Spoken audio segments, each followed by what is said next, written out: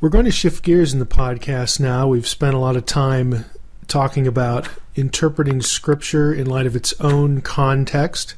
And we talked about worldview context and lots of historical backgrounds and becoming acquainted with ancient literature, again, that helps us think the writer's thoughts after him, helps us sort of recapture mentally the worldview of the biblical writer so we can partake in the intellectual tradition that was going on around him, the intellectual source material that really formed his world, his worldview.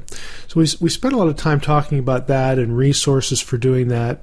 And then in this series on interpreting the Bible in light of its own context, we shifted into literary contexts, different genres. That was all a precursor to what we're going to embark on today. And that is, we're going to get into words, really word-level meaning, working in the text at the word level, specifically interpreting the words that we read in a given passage. Now, this is going to be sort of a precursor episode, something that will set up the next few episodes in the series. So take it for what it is. Just by way of introduction, I want to start you thinking about the kinds of things that we sort of assume that may not really be true or may not really be good thinking when it comes to studying words, studying the text, the words of Scripture, and also to start thinking about the stuff that will make us better thinkers, that we do need to consider, and things we need to do to get things right when it comes to interpreting words, doing word studies. And I think you can already tell I'm going to go beyond what people traditionally think of as word studies. I think while it's good, people using things like Strong's Concordance to do quote-unquote word studies, it's actually pretty primitive, pretty simplistic. Really, the pejorative term would be shallow, but I don't want to be pejorative here, because I remember in my own personal Bible study that when I finished reading the Bible once or twice, the very first thing I bought after that was a Strong's Concordance. Someone told me that was what I needed to do, and it was a great tool. I mean, for where I was at the time, that was just something that I really benefited a lot from. But the problem is, today we have a lot of pastors who that's what they use. They're using Strong's Concordance to do word study in preparation for sermons. I mean, this is something a layperson should be doing, and really, for my money, I think lay people are capable of so much more that they should be graduating from Strong's kind of material pretty quickly. But the reality is that they don't, and even people who occupy our pulpits are using tools like this that are really subpar. And it's not just an issue of tools, it's an issue of thinking well about what you're actually trying to do when we think of word studies. It goes beyond looking something up in a dictionary or a lexicon. Grammar matters for meaning, and a host of other things matter for meaning. And so when I talk about studying words, yes, I'm going to be talking about and doing some things that might remind you of this thing other people call word studies, but it's just a lot bigger than that. It's a lot broader than that.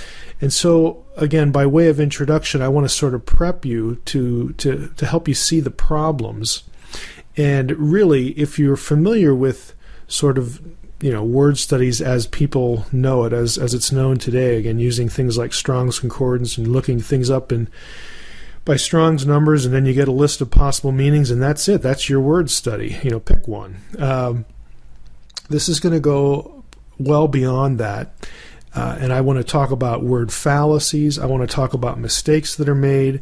I want to talk about just errors in thinking. And so by way of getting started down that road, and we're going to be spending a few podcast episodes on this whole issue, I want you to consider a few introductory thoughts in this episode. Thought number one would be that words mean nothing by themselves. Words they literally don't mean anything. To illustrate this, visualize in your mind, if you were sitting here with me at a computer screen, or we were in a classroom, and I was at a whiteboard, and I wrote the word R-U-N, the word run, on the board. And I turned to you and I asked you, what does that mean? What would you say? Well, it wouldn't take long to realize that, frankly, the possibilities are just myriad. You really don't know what it means because you don't have any sort of context for it. It's just sitting there by itself. R-U-N, run. And I'm asking you, what does that mean?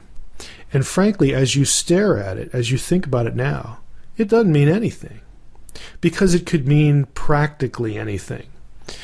For instance, if you looked up run in a dictionary, if you assumed, and see, you don't even know if it's a noun or a verb.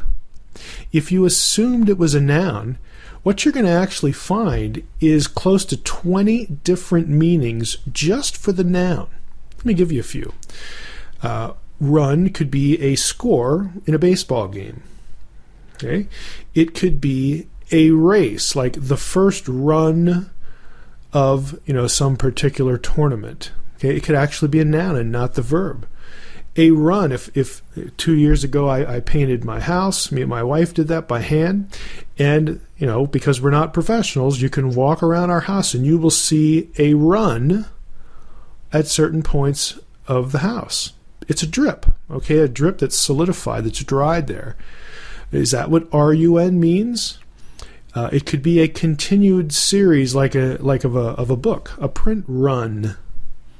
Okay, it's a series in continuous fashion of, in this case, something that's printed on paper. A run could be an animal path, a dog run at a rest stop or something like that. You get the idea. So even if you could assume correctly it's a noun, and you can't if it's just RUN out there in space or on a whiteboard or on a computer screen with nothing around it, it really doesn't mean anything, because it could mean almost anything. There's great variability. You must know certain things about that word before you can even begin to think well about it at all. If it was a verb, then you're even in more of a pickle, because again, if you go back to your Webster's dictionary and you look up run and you consider the verbal possibilities, now you're dealing with 50 or more meanings for R-U-N. Is it something that's faster than a walk? Is it trying to win a political office, to run for president? Okay. Is it a machine that's operating? The machine is running. Okay, run that machine over there. Is it something that's spreading out? Okay, it's running. Something has run all over the table. Okay, is it something that involves a collision? Don't run into the wall. Okay, I mean there are literally 50 or so possibilities in a normal good collegiate dictionary. Just look it up for R-U-N. The word by itself means nothing. You're paralyzed by it. Okay, what you need is that word to appear in relationship to other words, and also you need some sort of context. Now, we've been spending a lot of time talking about context, again, in the podcast, and what I hope you realize by now is that when I use the word context, yes, I think you do get this by now. I'm not referring to something current, something like the context of modern evangelicalism or the Reformation or anything in the modern world. Really, when I say biblical context, interpreting the Bible in its own context, I mean interpreting the Bible in the context in which it was produced, in which it was written. Okay, we're very clear on that. But have you picked up the fact that there are actually many contexts? There's a context of worldview. There's a religious context. There are cultural contexts. There are literary contexts. And now when you get down to the word level, there are word-level contexts as well. And to know what any given word means, you must be proficient, okay? You must have developed skills. You must be competent in all of those contexts. You need to be aware of them. You need to be thinking about them. You need to have good tools to help you think about them, to build your awareness, to raise that in your mind. Again, just to sort of like tools in the belt. I mean, you need to be exercised. You need to be familiar, be really through repetition, through doing this often enough. You need to be exercised into these things just sort of come automatically to you. So that when you read something in Scripture, you're thinking about history, worldview, culture, religion, what's the literary context, what genre, all these sorts of things should just be immediate.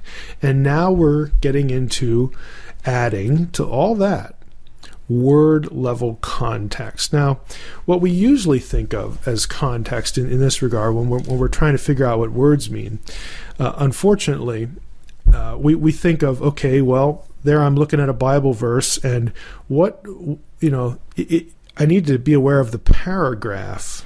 Okay, well, you do. That's okay.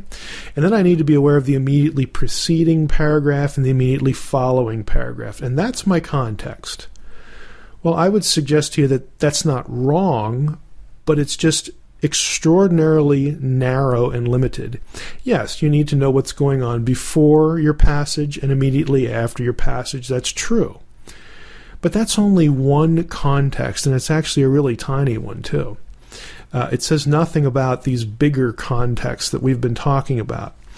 For instance, beyond, without going back and doing all the backtracking through worldview and history and culture and religion and literary that we've been spending time with on the podcast, even if I don't go back and rehearse all that, context in terms of the writing is actually bigger than just the paragraph before and the paragraph after. There's the context of the author of your book. Now, in some cases, you're not going to know this because we don't know who wrote a particular book, but you know that a book was written, and so somebody wrote it. But your word meaning might be dictated, might be guided, might really be determined by how that word is used throughout the entire work, throughout the entire book. So you might be looking at a very specific verse in John, and you might not think, again, because of how we're trained, and I think often trained inadequately, you might be thinking, okay, to understand what this word in John means, I need to look at the paragraph before, the paragraph after, kind of read through the whole chapter maybe, and now I got to make a decision. It never occurs to you that, hey, how else does John use this word in the entire book? Did John write anything else besides the Gospel of John? Well, sure he did. He wrote 3 letters. 1st, 2nd, 3rd John. He also wrote the book of Revelation. Okay, so how does John use the words in other books? Think of Paul. I mean, Paul wrote 13 or so books of the New Testament, and you might be looking at something in Galatians. Well, Paul wrote a lot of things. So it's not just looking at the immediately preceding and the immediately following paragraph in some portion of Galatians that's going to, really zero you in on the meaning of a particular word. Okay, it's certainly going to contribute, but you need to be thinking bigger than that. You need to be thinking about who the author was and what else he wrote. How might, did Paul ever use this word in this same context in another letter? Has it occurred to you to look? Okay, so it's much wider than that, and even wider than a book. There are often cases where word meaning is determined by section of the Bible. For instance, and this gets a little bit like genre, but let's say that we have some large portion of Scripture. Let's take Joshua and Judges. Now, if you read a commentary and you read about the introduction of the book, sort of what scholars think about the authorship of this book, you would very quickly discern, whether you're in evangelical circles or outside, that it's a pretty common assumption that it's believed that the same person wrote Joshua and Judges, very close to each other. The same person would have been working on that and producing both of those books. So that isn't something that is just sort of going to stick out to you, because neither of the books assert or state who the author is, but there are lots of good reasons to think that the same person wrote both. So if you were not aware of that, if you're trying to do a word study in Judges and you never look at how a word's used in Joshua, you could really come out with a skewered conclusion about what's going on. So there's even the bigger issue of whole sections of Scripture. And even when we don't have the same author in a section, let's take the Psalms, or even like one of the 5 books of the Psalms. You might not be aware that Psalms is divided into 5 books. A lot of your Bibles will mark those books, but we have multiple authors in Psalms, but they're the same kind of literature, and the books are typically arranged. There is actually some logic to this. Again, you would know this had you done reading, if you were in the Psalms trying to do a study there. If you'd read some background about the book, you would be alerted to this. Well, if it occurs in the first book of the Psalms, which is I think the first 42 or something like that, then that might influence the way we look at the word that we're studying. Again, thinking in bigger sections. So there might be some specific occasion to a larger section of Scripture. So right away, we're well beyond this, again, immediately and preceding and following paragraph and all that sort of stuff. There's a lot to think about when it comes to studying words, and that's what we want to do in the next few episodes of the podcast series. So to try to summarize all this that I've just sort of rambled a little bit on, when we talk about understanding word meaning, we need to ask, well, what determines meaning? And the answer is context. Context is king. Context always determines meaning. But then we have to ask, well, what does that mean? What does context mean? Well, it means lots of things. There are lots of different contexts. Again, worldview, historical, cultural, religious, literary, and then you get down to the word level, and what we're going to find is that at the word level, word meaning is going to be determined by several things. And this is a little bit of a preview as to some things we'll get to in future episodes of the podcast. There is the form of a word. In academia, that's called morphology. The way a word is shaped or spelled actually dictates meaning. Let me give you an example in English. If I put the word chaste, chaste, on the board, again in our hypothetical classroom, and I asked you, hey, what does that mean? Okay, you would be able to sort of parse that out a little bit, at least give me a few possibilities for chaste. Now, if I added an N to it, I changed the shape, the form of the word. Now it spells chasten. Now what does it mean? Well, it means something quite different than chaste. And all I did was add an N. Okay, I changed the shape of the word. Okay, word meaning is going to be affected by the shape, the form of a word. So we'll get into that. Word meaning, again, at the word level, is going to be influenced by word relationships. It's a word's relationship to the words that are around it.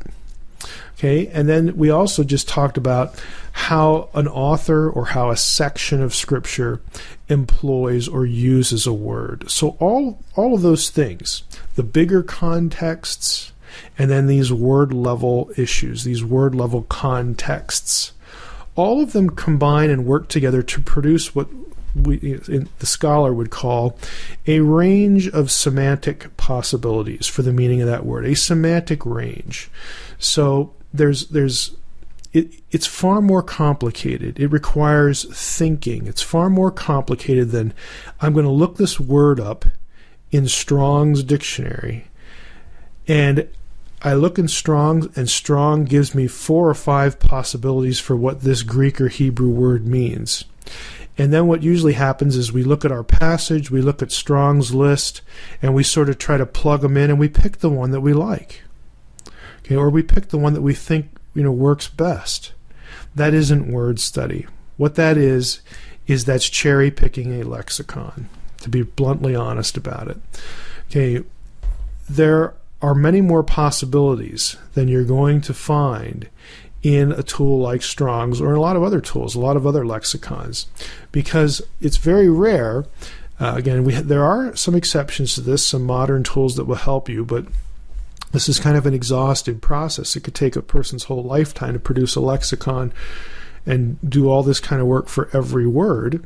So you're not going to escape from having to think about things, and that's a good thing, again.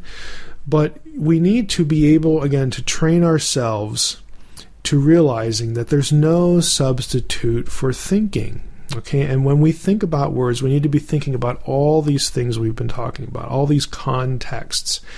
And once we do that, we will be able to develop our own range of semantic possibilities for a word using different tools, again, that will help us think, using different techniques that will help us think about a word. And we can make a more intelligent choice. We can make a more informed choice, have a more informed understanding of what a particular word means in a particular place that we're trying to study, a particular passage in the Bible. So what I'm arguing for is I'm not going to give you a silver bullet that's going to give you the word meaning in every passage, any given passage. But what you will learn is that there are things you can do, there are tools that you can use to help you think, and there are just things you need to be alerted to. Your awareness needs to be raised that you need to think a certain way or think about a certain issue that will help you make informed decisions as to how to interpret something you're reading. So that's our goal, again, for the next few episodes of the podcast, and I hope you'll stay with us for that. In this episode of the podcast, I'm going to be playing some audio of myself and using it for the podcast episode. I recently created a video that I'm going to provide a link to on the Naked Bible Podcast site under Bibliography and Resources, so you can actually watch the video. But I'm going to be using the audio from that video in lieu of our episode today, because the video was about exegetical fallacies. These are fallacies that are often committed when doing word studies. And we're continuing here with doing word-level work in the biblical text, trying to do meaningful and sound research in the biblical text. And so I thought, having had to create that other video, that it would be really useful to do this for the podcast as well. So I've taken the audio from that. There's only one or two places where it might benefit you to actually look or be looking at the video. So I would say you don't even really need that to listen to the podcast episode, but you may want to go back and watch the video anyway. So I gave you the link. But today on the Naked Bible Podcast, we're going to be covering exegetical fallacies, or how to do bad Bible study, or how to do bad, flawed word studies. So sit back and enjoy, and here comes the audio from that lesson. One of the things that biblical scholars, and really scholars who do translation for a living, do Bible interpretation, linguists, those sorts of people, one of the things that we run into a lot with non-specialists especially, people who want to be doing research in books like the Bible, and are very well-meaning, and frankly we wouldn't want to discourage that, but this issue of exegetical fallacies seems to come up a lot. An exegetical fallacy is a phrase that is probably not really familiar to you if you're not a specialist, if you're not a biblical scholar, if you don't work in Bible interpretation regularly. But it's a very common phrase for scholars. Everybody knows what an exegetical fallacy is, and a whole list of the possibilities, different kinds of exegetical fallacies. What I want to do here is show you some of the more common ones and basically make the point, again, people might not like to hear this, but it's true. A lot of the research you read on the internet, a lot of the research you'll read in books that is done by non-specialists, people who lack the credentials in biblical language work, in translation skills, They lack the academic backgrounds in these things. A lot of what you read will just be littered and cluttered with exegetical fallacies, and that is the material you're reading, the conclusions that are drawn, what you're getting from that thing you're reading, whether it's a book or a blog or a website, is wrong. Because languages just don't work the way that a lot of these researchers try to make them work or want to believe they work. I'm going to illustrate that here. So I have here 5 of the more common fallacies. The foreign root fallacy, that is the idea that we get the meaning of a particular English word based upon its Latin or Greek root that you can find like in Webster's dictionary. Then there's the root fallacy, the idea that a shared root among several words somehow determines the meaning of those words. Then there's something called the etymological fallacy, where supposedly the constituent parts of words, when you take them apart and then put them back together, that determines the meaning of the word. Fourth, there's the sound fallacy, and this takes 2 varieties.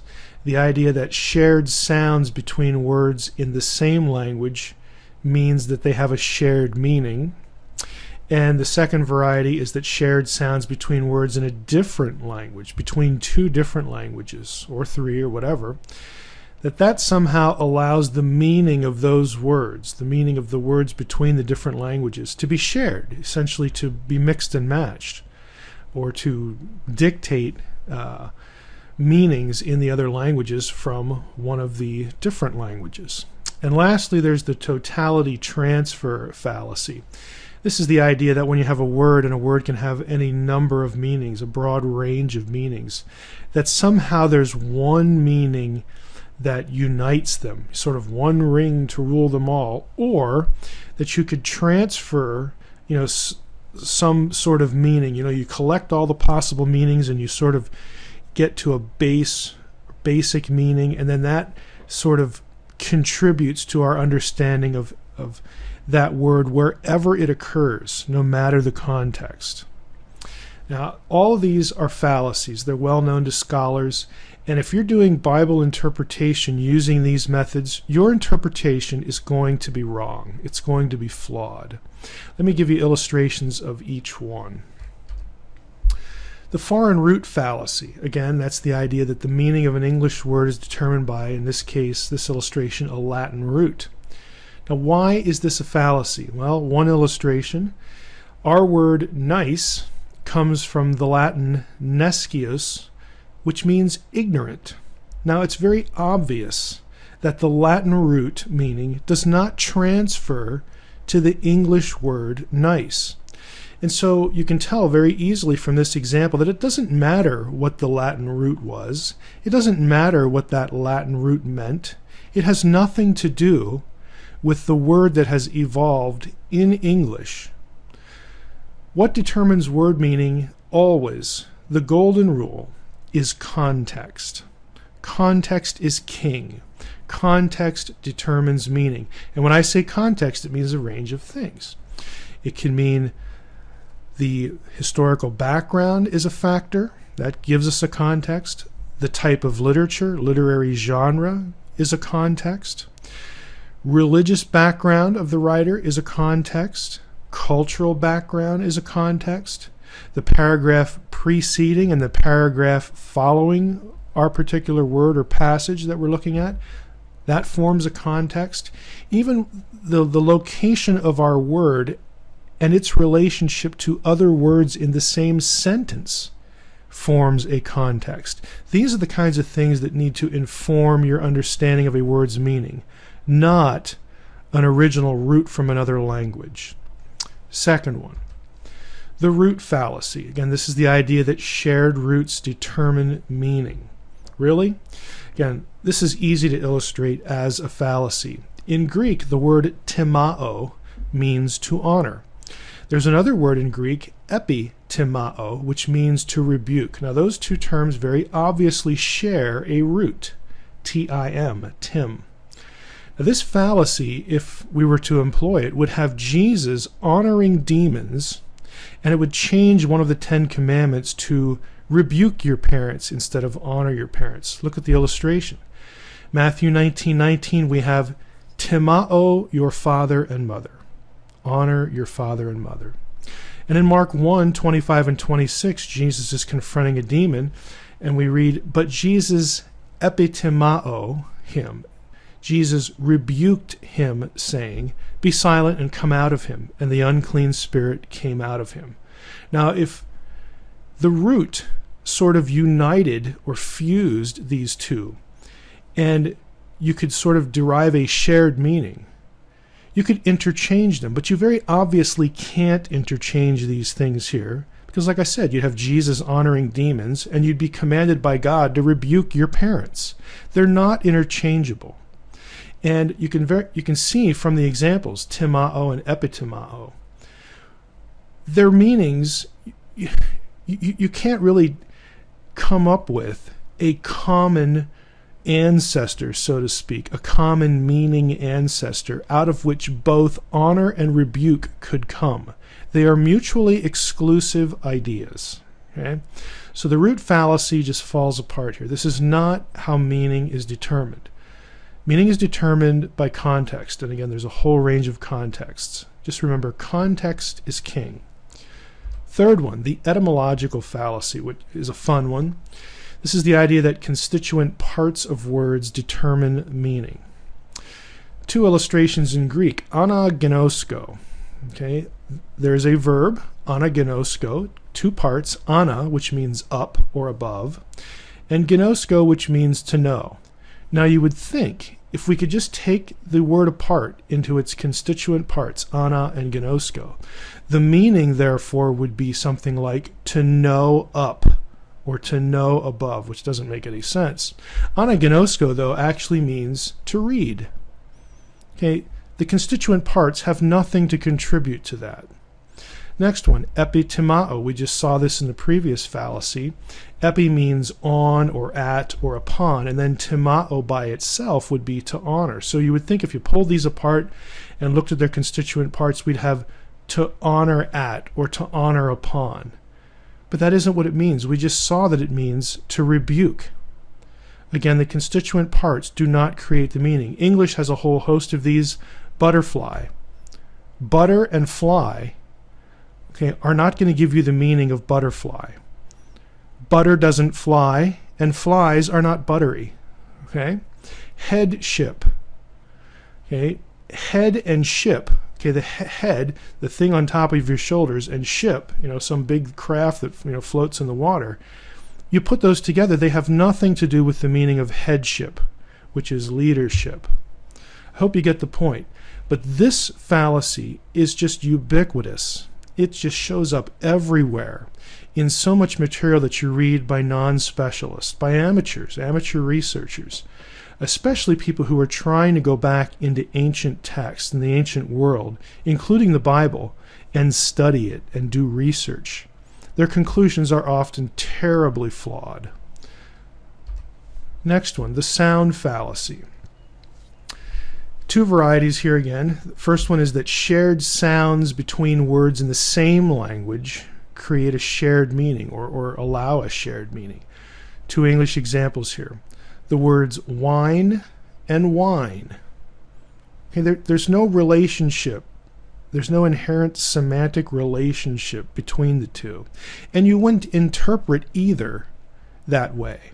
The same thing for rain, R-A-I-N, and reign, R-E-I-G-N. One is water that falls from the sky, and the other is kingship or rulership. There's no relationship between them, even though they sound exactly the same. Second variety here, shared sounds between words in different languages. Do those allow meaning of those words, meanings to be transferred from one language to the other? Does one set of sounds in one language inform our understanding of the same set of sounds in another? Again, you'll see this everywhere. People on the internet, like William Henry, I think of right away, does this sort of actually, William Henry does all of these fallacies and does them frequently. But he's especially fond, I guess, of this one, these sort of sound relationships. The fact that I can make a set of sounds in English does not mean that the same set of sounds in Chinese carries the meaning that my English word does, and vice versa. The reverse is true. Examples. In Hebrew, we have yam, yam, or yam, and in English we have yam. Okay, we know what in English a yam is. It's a sweet potato, okay? In Hebrew, yam or yam is a body of water, like a sea or a lake. Hebrew, the next one, bo. This is a verb in Hebrew. It means to go or to come or to arrive, as opposed to the English word bow, the noun, like bow and arrow. Again, there's just no relationship.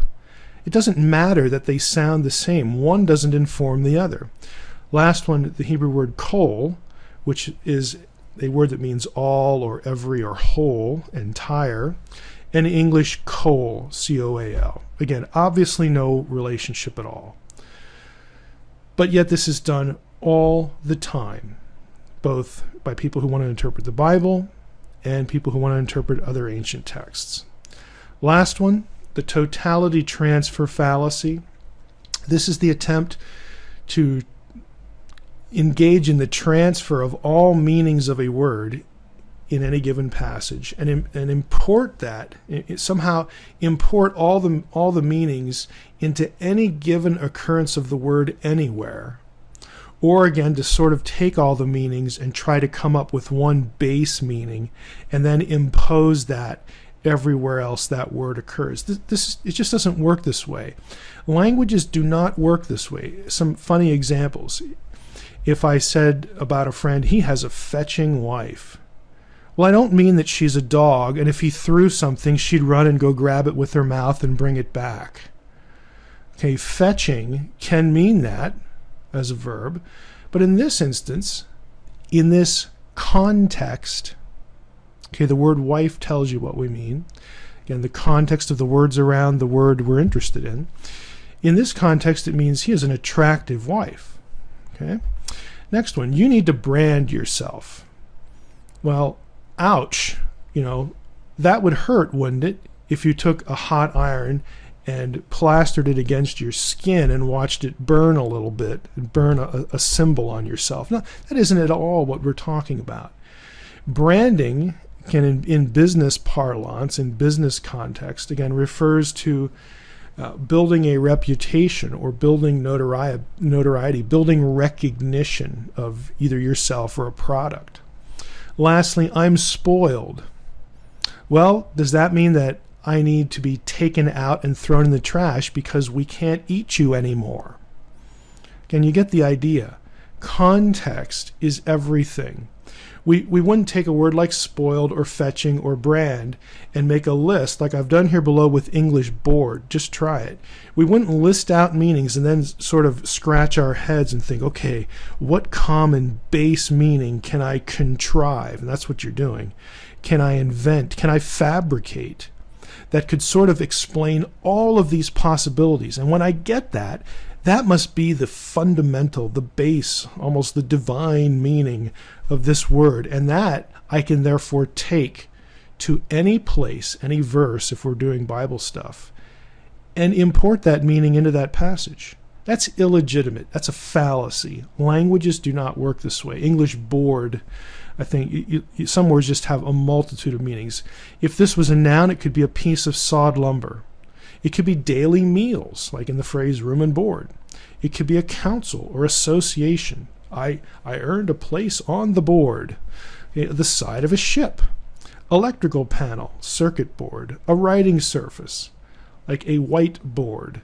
If it's a verb we're talking about, it could mean to climb on or to seal up, like you board up a window, preparing for a hurricane or something.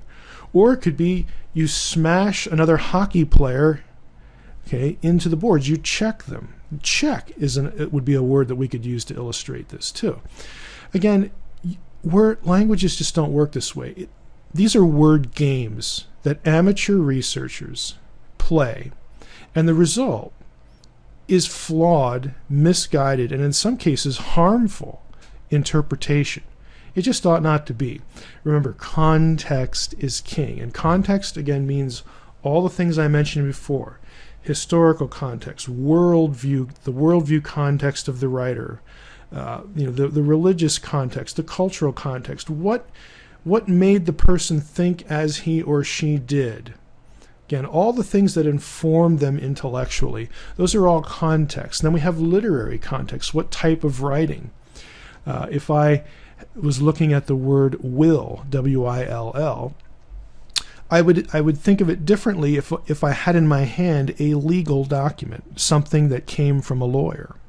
Okay, that the type of literature dictates how I'm going to take words that appear in that piece of literature. So literary context is important. Again, all these things, the way the word relates to other words around it, these are contexts. And context is king in interpretation. Not exegetical fallacies and not word games like this. Today I'm going to continue with our series on Bible study at the word level. Last time we talked about exegetical fallacies that arise from flawed word study methods. In this episode, though, I want to transition to some important elements that go into word study, something positive, something that you want to do. Today we'll primarily be focused on examining a word as it's used by a single author throughout the material that author wrote. In this case, the Apostle Paul. But the word I've chosen for our focus also means that we'll be getting into the issue of a word's distribution across a corpus. In this case, obviously, the New Testament. Now, since this example that I've picked is so restrictive, again, since my primary interest in this episode is a single author's use, as opposed to a wider distribution, I'll probably return to word distribution when doing word studies in a future episode. But let's just jump into what we want to cover today. I want to get started by turning to 1 Corinthians 7. Now, during the course of the podcast that follows, as we go on here, I'll be talking about specific words in 1 Corinthians 7.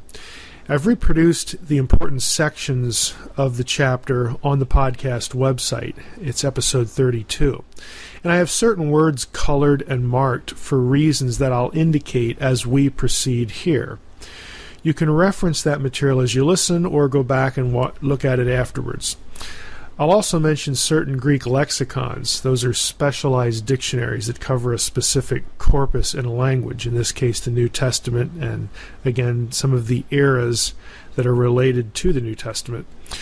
There are links to those tools that I'll mention under episode 32 at the Bibliography and Resources tab on the podcast website. So without further ado, let's jump into 1 Corinthians 7.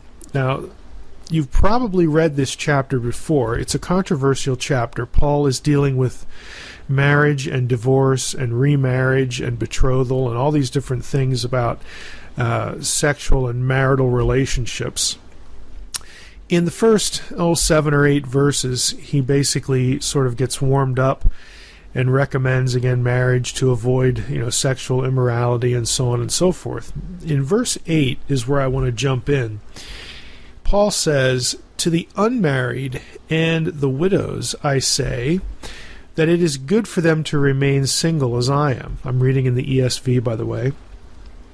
"But if they cannot exercise self-control, then they should marry." Now notice, he just said they should marry, and he's recommending that 2 groups marry if they can't remain single, again, because of sexual temptation. And the 2 groups were the unmarried and the widows. Okay, we'll come back to that in a moment. He says it's just better to marry than to burn with passion. Verse 10, "To the married I give this charge, not I but the Lord. The wife should not separate from her husband. But if she does, she should remain unmarried or else be reconciled to her husband. And the husband should not divorce his wife. To the rest I say, again I, not the Lord, that if any brother has a wife who is an unbeliever, and she consents to live with him, he should not divorce her. If any woman has a husband who is an unbeliever, and he consents to live with her, she should not divorce him. For the unbelieving husband is made holy or sanctified because of his wife, and the unbelieving wife is made holy or sanctified because of her husband. Otherwise, your children would be unclean. As it is, they are sanctified. They're holy. And that's a whole separate issue, what Paul talks about there. He's not talking about salvation. But let's move on. And finally, with verse 15. If the unbelieving partner separates, let it be so. In such cases, the brother or sister, the believer, is not enslaved. God has called you to peace. Now, what I want to focus on here is the word unmarried. It occurred 2 times in that section I just read, and if you're looking at the website, the section there, I have them colored in red. To the unmarried and the widows I say, and then Paul talks about the woman who has separated or divorced from her husband, that she should remain unmarried or else be reconciled to her husband. Now, it's interesting, how do we define unmarried? What does that mean? Well, it occurs 2 times here, and it's actually going to occur only 4 times in the entire New Testament. And guess what? We've seen 2 of them here. The other 2 occurrences are also in this chapter. If we go down to verses 32 and through 34, we get the other 2 occurrences. Let me just pick them up for you. Paul says, I want you to be free from anxieties. The unmarried man, there's the word again, unmarried, is anxious about the things of the Lord, how to please the Lord. But the married man is anxious about worldly things, how to please his wife, and his interests are divided. And the unmarried or betrothed woman is anxious about the things of the Lord, how to be holy in body and spirit, so on and so forth. So there's your other 2 occurrences of unmarried. Now, what this means is that this word, unmarried, occurs 4 times in the entire New Testament, all of them in this chapter, and therefore all of them are used by the Apostle Paul. It's not found anywhere else. So I'm going to suggest to you that we should allow Paul, since he's the one who uses it, and it's used only here, we should allow Paul to tell us how to understand the range of meanings that he would have in his mind for the word unmarried, for what constitutes an unmarried person. Now, if we look this up in a Greek lexicon, and the lemma here, the Greek lemma is agameo. If we looked it up in something like Bauer, Donker, Arndt, and Gingrich's Greek-English lexicon of the New Testament and other early Christian lit, BDAG as it's called by users and those of us in the field, if we looked it up in BDAG or maybe Liddell Scott's Greek-English lexicon, which covers more historical eras than just the New Testament and early Christian literature, we would discover that agameo, unmarried, is used by Greek writers in all different periods for all of the expected states of being spouseless. I mean, at the heart of it, that's what unmarried means. I am in a state of not having a spouse. Okay, whatever constitutes that state or whatever led to that state is the issue. But if you are in the state of being where you do not have a spouse, you are by definition unmarried. Now, unmarried can mean several things. It can mean that you've never been married at all ever before in your life, with or without having a virginal status or not. The virgin, in fact, is covered by a different term that's actually used in this chapter as well, parthenos. But if you're a virgin, you've never been sexually active, and therefore you've never been married, you would be agameo, you would be unmarried. Okay, but you could be unmarried if you had been married before and are now in the state of being spouseless. And that would cover people like those who have been divorced or those who are widowed or widowers. And it would also cover a situation where you were married but your spouse has deserted you or abandoned you, just left you. And that is implied in this chapter, in the sections we just read, although the vocabulary that Paul uses for separating is used elsewhere within and without the New Testament for divorce. Okay, so I'm just casting a wide net here because The Greco-Roman culture, again, this is the cultural time of the New Testament, the culture in which Paul was writing, the culture in which the people who live that are receiving Paul's letter are living. We can't assume that the ancient culture, and in fact it didn't, had the same sort of legal categories that our culture does. I mean, we have a category called separated that isn't actually divorced. Well, again, we make that distinction, but with what Paul's dealing with, a separation, a forsaking, an abandoning, for whatever reason, including an unequal marriage in terms of spiritual status, you're Christian and non-Christian, where he's in the passage we just read, he's saying, look, this could happen. Your spouse could just leave you because you're a believer. If that happens, well, you let them go, but you're not a slave. You're not enslaved to that person. So it's a little bit different. It's one of those things where it's kind of the same and kind of different as well, two sides of that coin. We can't assume the same categorizations. What Paul is dealing with when he talks about separation of partners is really a practical divorce. I mean, it is something that results in a permanent condition, whether it would have the legal standing or not, and whether we would be able to match it with some of the legalese that we use today. It's a practical divorce situation. So what does all that mean? Why does it all matter? How is it that this is the centerpiece of what we want to talk about on the podcast today? Well, it's important to understand, to correctly interpret what an author is saying, to know how he's using a term, what is included and what can be excluded. And in some cases, it's not easy to determine what could be included or excluded. But here, Paul is the only person who uses this term, and he actually describes certain conditions that help us to determine what unmarried could mean. So let's go back to verse 8. Paul says, to the unmarried and the widows, I say. Now right there, this tells you that when Paul uses the word unmarried, most likely the people who would be spouseless there are not including widows or widowers, because he follows up unmarried with the very term widows. So we have widows, we know what they are. Their spouse has died, or a widower, obviously. So that means that unmarried could include any of those other circumstances as well. Again, never been married or divorced, or again, a practical divorce through desertion or separation. So Paul's speaking to different groups here. The unmarried and the widows, I say, it's good for them to remain single, as I am, but if they cannot exercise self-control, they should marry. For it is better to marry than to burn with passion. He follows that in verse 10, to the unmarried I give this charge, the wife should not separate from her husband. Don't leave your husband. Don't divorce your husband. Now, the word there is chorizo, which means to divide, to create a division or separation, hence the translation separation.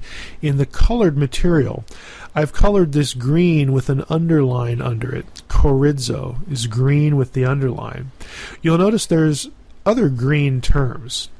Paul continues in verse 11, this person that shouldn't separate from her husband, I'm recommending don't separate, but if she does, if there is a separation, again, a practical divorce here, a desertion, she should remain unmarried or else be reconciled to her husband.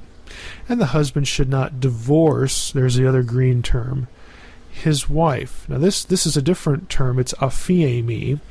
This is to release or to let go or to just, get rid of. That kind of thing. It's standard divorce language. Now, both of these terms, I've colored them in green because if you'll notice in 1 Corinthians 7, 8 through 15, they are used interchangeably.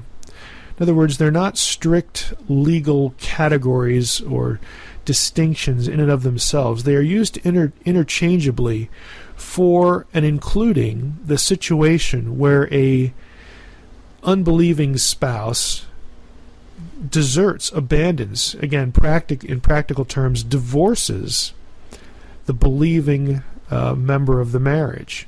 So they're used interchangeably. Paul's clearly including divorce. Now, here's the issue. There's a lot of controversy about divorce and remarriage. Can a divorced person get remarried and all that sort of thing? Usually on the basis of discussion in the Gospels in Matthew 19. I'll get back to Matthew 19 in a moment, but here we are in 1 Corinthians 7, and Paul clearly includes, both by context and also the semantic range of the word meaning, and he's the only one who uses it. So we can't go outside and get other information, at least in the New Testament. Paul clearly includes people who could be divorced in his discussion of the state of being spouseless, of being unmarried. Now, in verse 11, he recommends that the unmarried person be reconciled to their spouse. Okay, that's obviously his optimal choice. If she does separate, she should remain unmarried or else be reconciled with her husband. Again, that's what Paul recommends. But in verse 8, he had said to the unmarried and the widows. There he says, if you can't contain, again, if you can't overcome sexual temptation, then you should marry. Again, Paul, I would say it this way. There's no way to approach this passage, this section of Scripture, and legitimately say that Paul could not have had divorced people in mind when he recommends that the unmarried should marry if they can't avoid sexual temptation. Again, I don't know how you would be able to deliberately and cleanly separate, really distinguish or eliminate that meaning, that possible meaning for unmarried from this passage. And it's important because, again, we have situations, just like Paul did, where you have divorced people in the church wondering, can I get remarried or not? What does the Bible say? Well, I would say that there's really no legitimate way to exclude divorced people from Paul's discussion here. If we go down, in fact, to the other two occurrences of unmarried, they're very generic, again, talking about just the state of being spouseless, and if you're single, you'll be thinking more about the things of the Lord, and if you're married, you get distracted because you have a wife or a spouse to please, and all that sort of thing. We can see here in verse 34, Paul addresses the unmarried and the betrothed woman. Okay? So, again, it creates the distinct possibility, I would say the likelihood, that here unmarried is being set off from betrothed, from the virgin. So earlier in the chapter, Paul's use of the term unmarried told us that it could be distinct from someone who was widowed or a widower, and here it could be distinct from someone who's a virgin. The word betrothed here in verse 34 is parthenos. It's the word for virgin. So again, we have clear indications that when Paul uses the word unmarried, it's very likely that he is including in that word the idea that you are spouseless because you've been divorced formally, or you've been divorced practically. Your spouse has abandoned you, has deserted you. Again, how would we look at the four occurrences of unmarried in this chapter and be able to exclude divorced people from what Paul says? Because Paul clearly says in verse 8, if you can't contain, you should get married. In fact, if you go to verse 27 and verse 28, listen to what Paul says here. He says, are you bound to a wife? Are you married? Well, don't seek to be free. Again, don't try to get out of the marriage. Are you free from a wife? Okay, you're not married.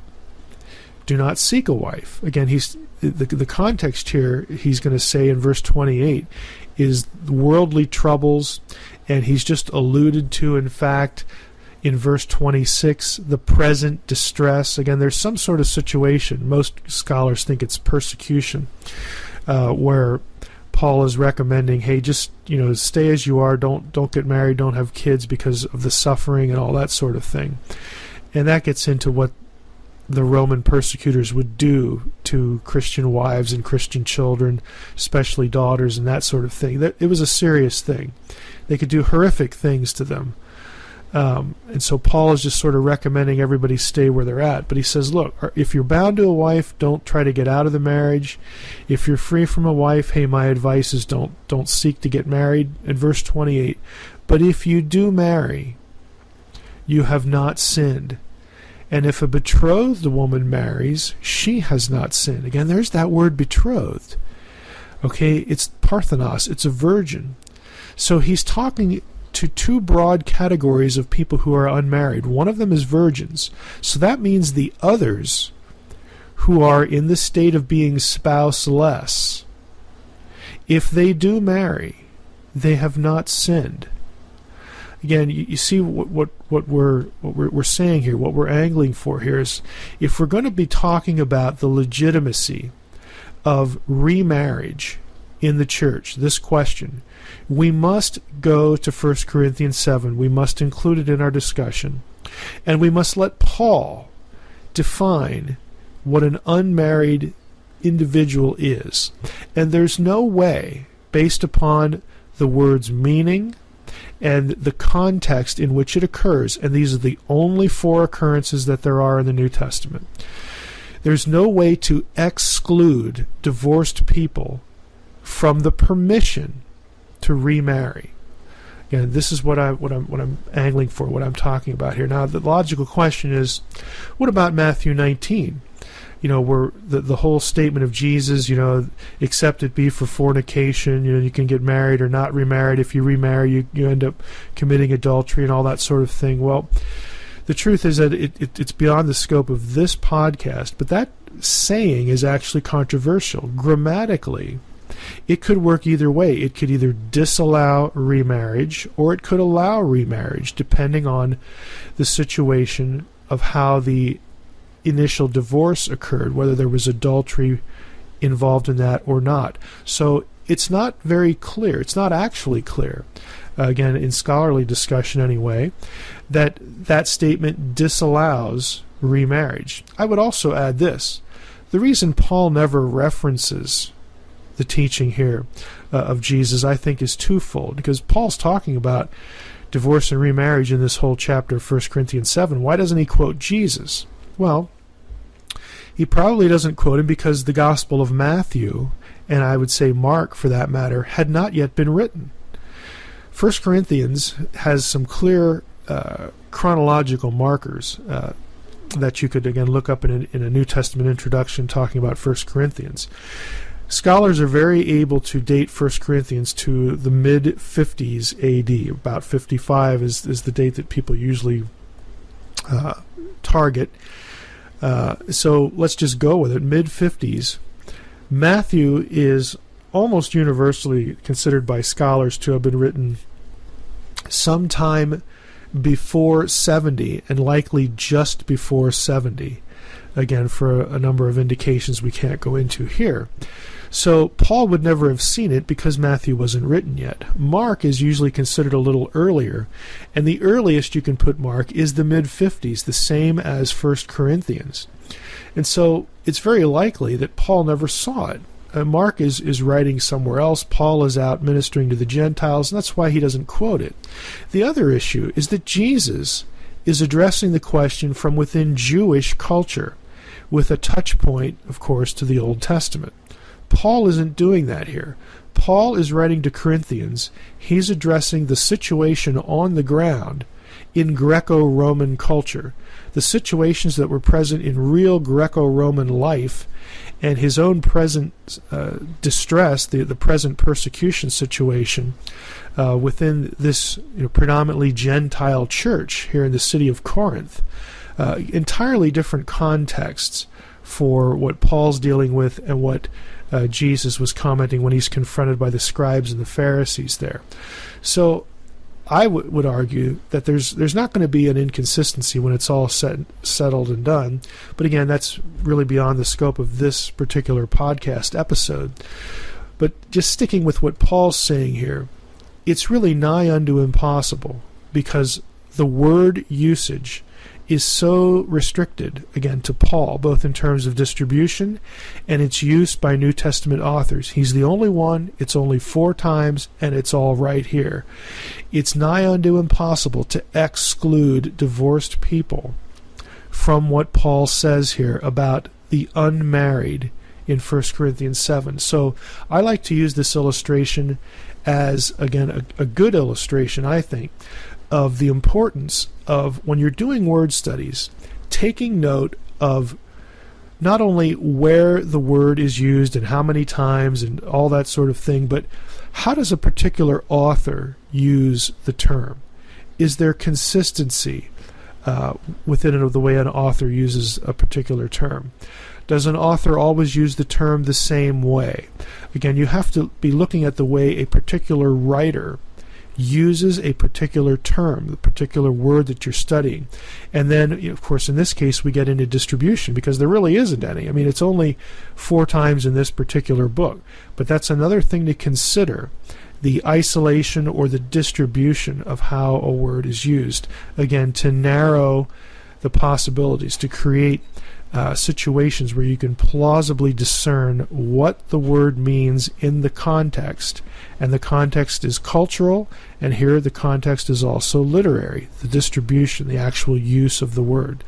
What the word means in context, again, so that you can draw conclusions from the passage based upon your understanding and study of the words. Today we're going to continue with our series on Bible study at the word level.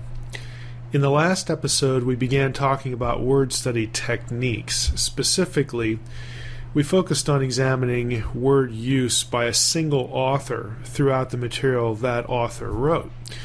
We looked at the case of the Apostle Paul's use of agomeo in 1 Corinthians 7, where only Paul uses that term 4 times in that chapter, and those are the only 4 occurrences in the entire New Testament.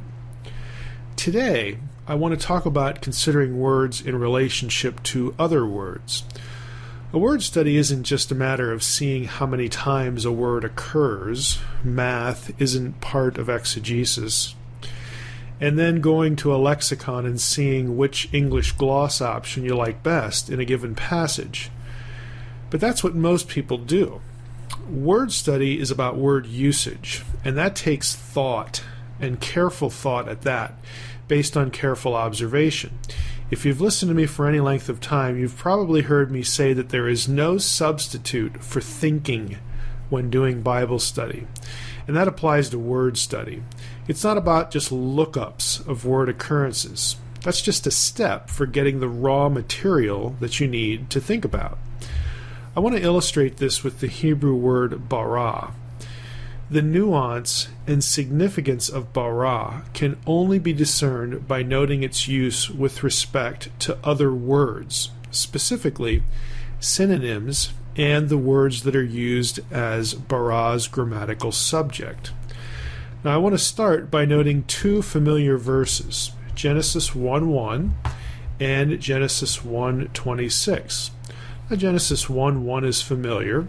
In the beginning, God created the heavens and the earth. The word created there is the Hebrew word bara.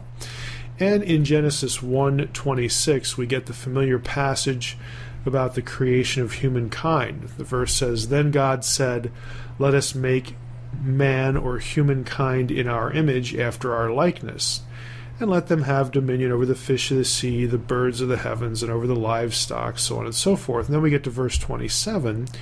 "So God created humankind in his own image. In the image of God he created him. Male and female he created them." Now we notice right away that in verse 27 we have created, bara, 3 times. What's really interesting, though, is that in the prior verse, verse 26, we have let us make man. That word is not bara. That verb there is asa. So what we have here is we have the creation of humankind spoken of by 2 terms, not just one. And that tells us that bara and asa are synonyms. They have some relationship. There's some sort of congruence or similarity between them. There's something about them that they share in meaning. There also would be, in that sense, something a little bit different as well. Synonyms are, by definition, words that are similar in meaning, but they're not identical. Okay, there's always a little bit of a nuanced difference between terms. So right away we have learned that bara has at least one synonym. Now it's going to have more than that as well. So the very word that's used in Genesis 1:1 and then in Genesis 1:26 and 27, specifically verse 27, is going to have a synonym. Now that's going to become important because to really understand what bara means and doesn't mean, we have to take note of this. Now I've heard, again in my experience, things about bara that preachers or Bible students or researchers or whatever have said about this term. And they usually like to talk about how unique bara is, that specifically it means creation out of nothing, and they'll usually reference Genesis 1:1 for that. It's bara, it's a special creation. It's not just any normal creation. God speaks and it happens and it exists. It's creation out of nothing. Well, that actually doesn't work. And that actually isn't true about bara. And we've gotten our first clue, believe it or not, by looking at Genesis 1:26 and 27. Now, we've seen in verse 27 that bara is used of the creation of humankind. It also has a synonym, asa. Now, why is that a clue? Well, let me just ask you a really simple question. Again, if those of you who've been doing any Bible study for any amount of time are probably going to know the answer to this immediately. The simple question is this: were humans created out of nothing? The answer to that is very obviously no, that isn't true. If you go to Genesis 2, we get another account of the creation of humankind. In that chapter, we read, for instance, in verse 7, Genesis 2:7, the Lord God formed the man from the soil of the ground. Okay, formed here in Genesis 2:7 is not bara, and it's not asa. It's actually another Hebrew word, yatsar. But we wouldn't even really have to know that. We just read the verse. God is forming the man in the text from something, mainly dirt, okay, the soil of the ground. The man is not created out of nothing. The man is created from something. And the same goes with the woman. And this is important because Genesis 1:27 talks about God baraing humankind, male and female. So if we look in Genesis 2, verse 22, the Lord God made a woman from the part he had taken out of the man. Okay, so right away we also learn that the woman is also not created out of nothing. She's created from something. Now what this tells us, if we take Genesis 1:26 and 27 and Genesis 2, verse 7 and verse 22, if we take all of that together, we've seen now that there are three words that describe the creation of humankind. One of them is bara, another is asa, and the third one is yatsar. They are synonyms. Okay, they have some similarity, but they also have some nuance of difference as well. Very clearly, bara does not mean, in and of itself, to create out of nothing. This is a myth, okay, that's been sort of perpetuated by some, again, well-meaning Bible students that really just didn't even bother to think very carefully about the word and the word's use. And the word's use specifically for our episode today in relationship to other words. Now you say, well, what about Genesis 1? In the beginning, God created the heavens and the earth. I mean, surely the use of bara there refers to creation out of nothing, right? Well, I've actually done a lot of work on this passage that is accessible to people who are not scholars, and on the podcast website under Bibliography and Resources, I will link to some video of me talking about this. But Genesis 1 through 3 is actually highly argued about, highly debated, highly disputed as far as what is actually being described there. I personally, and I'm with the majority here, I try to be with mainstream scholarship. I mean, I'm not always there.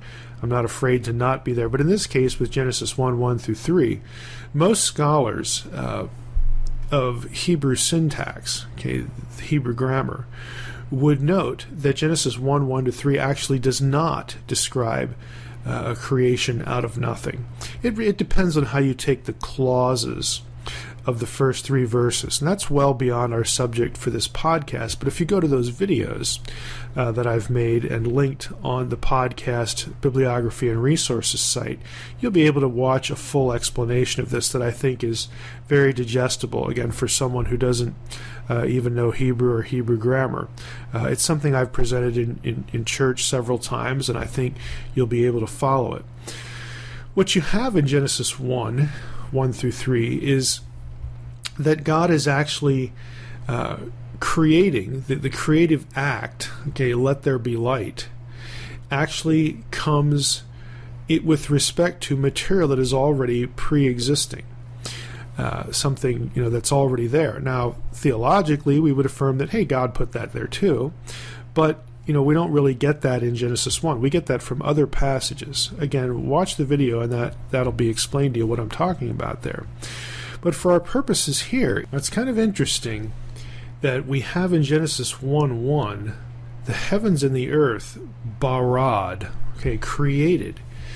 And you would think, again, that means creation out of nothing. But we've seen that bara is used elsewhere where it very clearly does not mean creation out of nothing.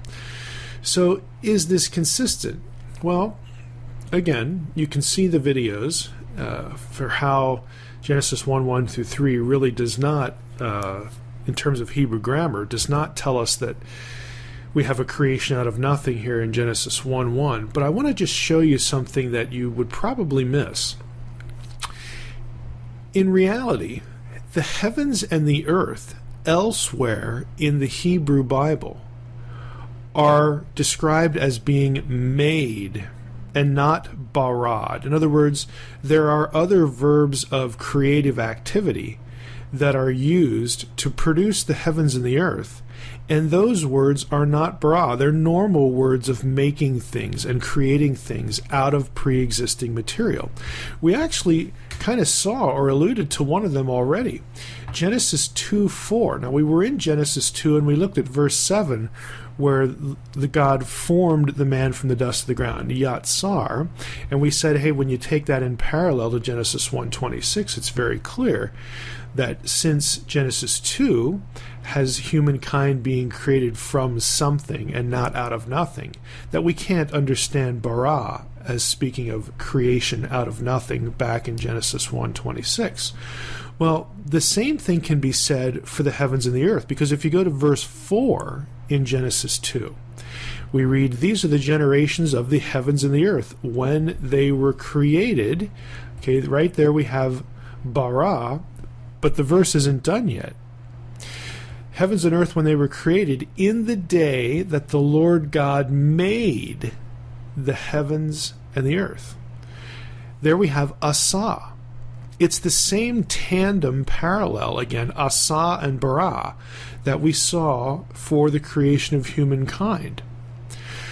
Now, this isn't the only place. Exodus 20, verse 4, has the heavens and the earth being asad. The verse is asa there, or the word is asa for the production, the producing of the heavens and the earth. Exodus 20, verse 11, Exodus 31, 17. There's a whole bunch of these. There's almost 24 instances where the heavens and the earth are not barad.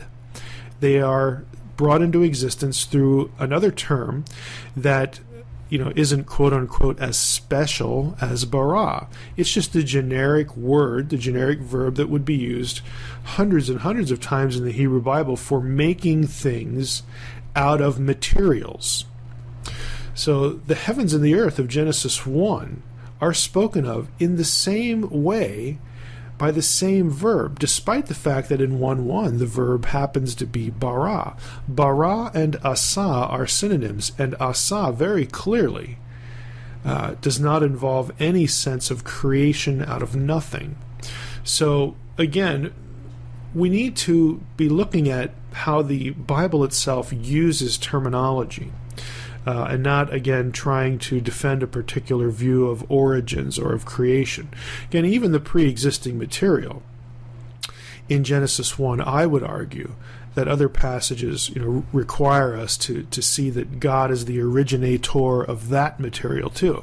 The point is just that Genesis 1 itself doesn't tell us how that material got there. It's just there, and then God starts to work with it.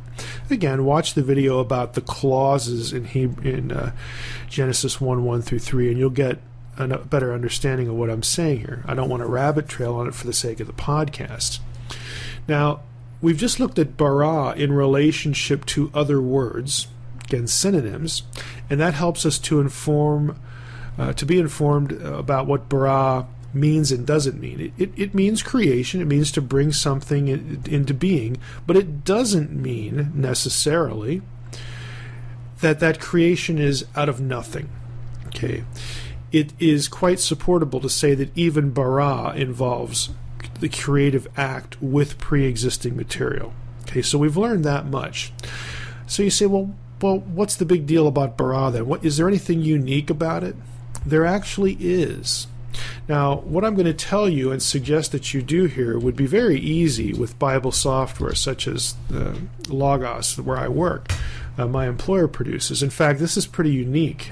We don't have any competition here. There are no other software packages that can do what I'm going to describe for you here. But what you need to determine, what you need to discover, again, if you have software, it's easy. If you don't, it's a little harder. But bara doesn't occur that many times, so you could do this by hand in a reasonable amount of time. We need to determine what the grammatical subject of bara is. In other words, in all of bara's uses, and there are roughly 50, a little less than 50 of them. So again, you could do it by hand if you wanted to. If you got a list of all the places where bara occurs, look for what does the action. What baras what, okay? Who is the creator? Okay, who's the grammatical subject of the verb bara? This is actually where bara is unique, because in all the occurrences, every occurrence where it's used in the Hebrew Bible, only God is the grammatical subject of bara. What that means is that while other verbs of creation like asa and yatsar, a whole range of subjects are used with them, because, hey, humans can asa and yatsar, and an animal can, quote unquote, make its young, however it's used. You get a variety of subjects that are used with the other verbs of creation. That does not happen with bara. The grammatical subject of bara is always and only God.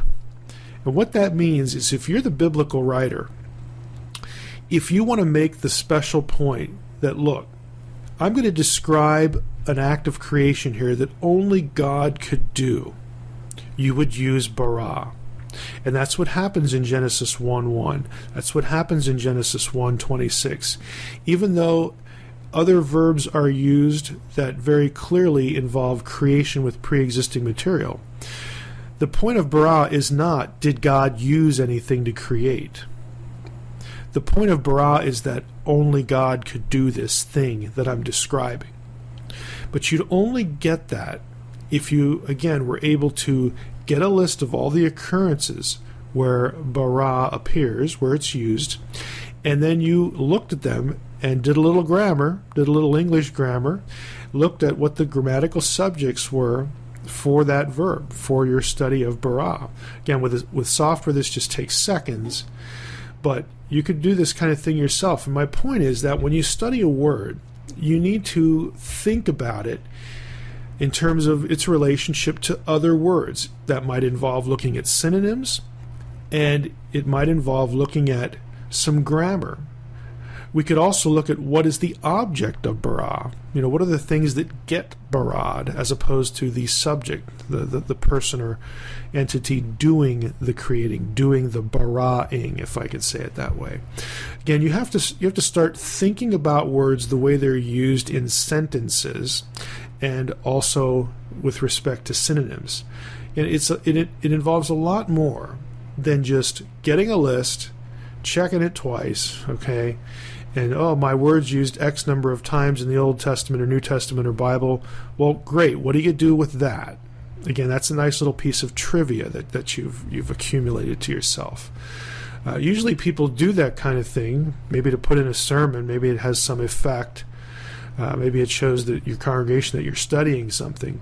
But then people will open up a lexicon and look at all the ways that in English, English sort of synonyms, it's a thesaurus approach. Well, what other English words could I use besides create for this word? And that one sounds good here. That sort of breaks up the monotony. I'll talk about that meaning.